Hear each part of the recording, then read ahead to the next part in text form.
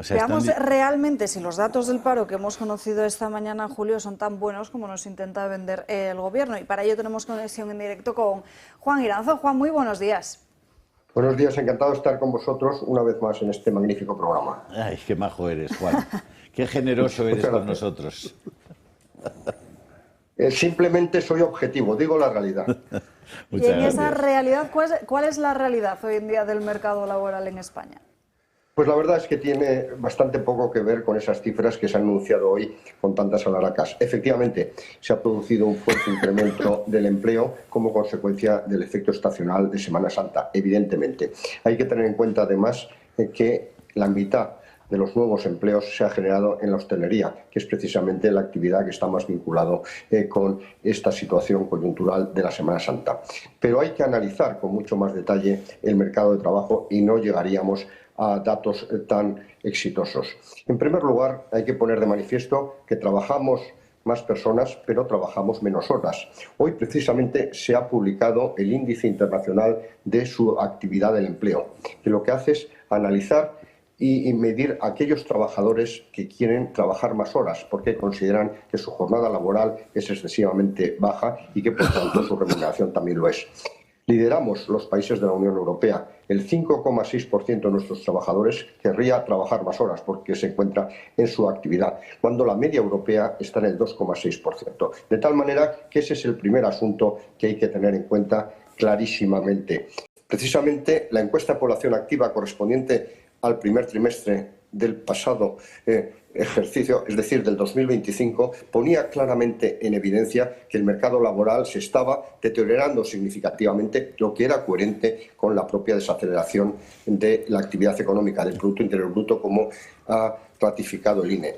Durante el primer trimestre del año, en España se han destruido 92.500 puestos de trabajo y el paro se incrementó en 193.000 personas, de tal manera que la tasa de paro se elevó al 11,4%, que es la más alta de todos los países europeos. Y ahí es donde hay que insistir. De hecho, las reformas que se han llevado a cabo recientemente en el mercado laboral lo que han hecho es destruir empleo o impedir la generación de nuevos puestos de trabajo.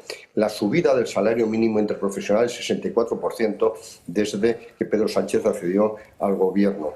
Las subidas de impuestos, de cotizaciones sociales. Y ahora, porque entiendo que se ha autorizado, se ha aprobado hoy en el Consejo de Ministros la reducción de la jornada laboral, van en detrimento del empleo y de los deseos de los trabajadores. Asimismo, hay que tener en cuenta que decía la propia vicepresidenta económica y ministra de Trabajo que estamos ante unas cifras que son indiscutibles. Yo sí que las discuto. Y también las discuten muchos analistas, empezando por la Unión Sindical Obrera. Hay que tener en cuenta que las personas que tienen contrato fijo discontinuo, que están cobrando el paro, que están sin actividad, computan como ocupados y no como desempleados. Y precisamente eso justifica que 1.400.000 ocupados estén buscando empleo, porque evidentemente no lo tienen. Por tanto, estamos ante un mercado de trabajo que tiene la tasa de paro más alta de Europa, aunque utilicemos tan solo las cifras oficiales, que además ese paro es superior y que además estamos poniendo barreras, estamos poniendo palos en el engranaje para crear nuevo empleo, porque evidentemente si se reduce la jornada laboral se incrementarán significativamente los costes y por tanto se generará menos empleo del que se generaría normalmente. Y luego, por otro lado, hay que tener en cuenta otra circunstancia. En España falta gente cualificada para cubrir diferentes puestos de trabajo y en este sentido lo que hay es que facilitar cada vez más, y en este momento hay serios problemas, facilitar la entrada legal de inmigrantes con contrato de trabajo en la mano y que empiecen a cotizar el primer día de estancia en España, porque empezarían a trabajar en ese momento. Yo creo que hay que llevar a cabo una reforma profunda del mercado laboral, pero justo en sentido contrario al que se refería la vicepresidenta económica de empleo. Te preguntaba, Juan, también por la destrucción de las empresas que cotizan, que es otra pata muy importante y un síntoma de cómo se encuentra realmente el mercado laboral en nuestro país. Pues efectivamente, hay que tener en cuenta que una parte muy importante de las pymes españolas, del orden del 20%, tienen serios problemas de financiación y de supervivencia.